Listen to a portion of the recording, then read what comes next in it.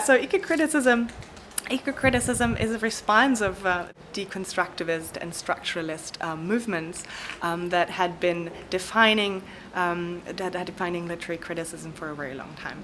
The idea was to find something that was a bit different and that was also responding to the ecological crisis, where you could integrate natural sciences, especially ecology, in order to bring back literature out of their very close setting in the humanities field and bring it also back more into public discourse and also political discourse, and provide something for literary criticism, how that could be very future oriented too, especially in contemporary literature.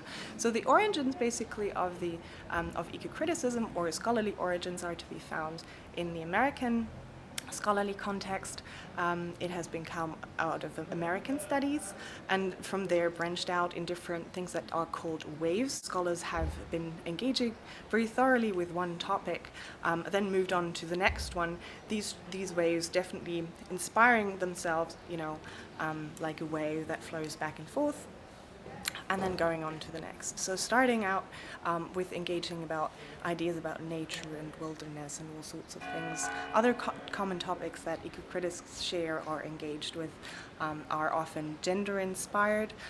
They think about justice issues, ecological justice, about wilderness, about bodies, about embodiment, the way of how nature and culture interact. Animal studies have become increasingly more important too. Food studies and all sorts of contemporary literature.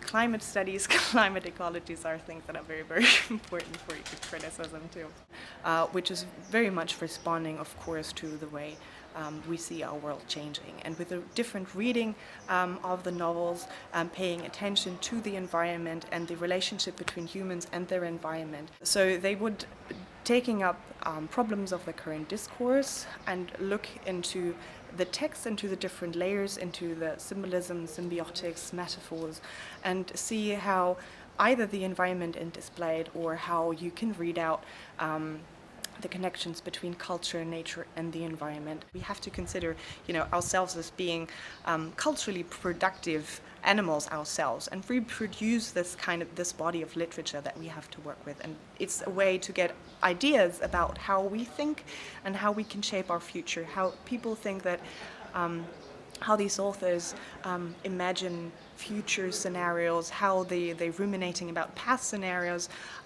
But basically making sure that we don't lose touch of the environment with all the progress and all sorts of other things.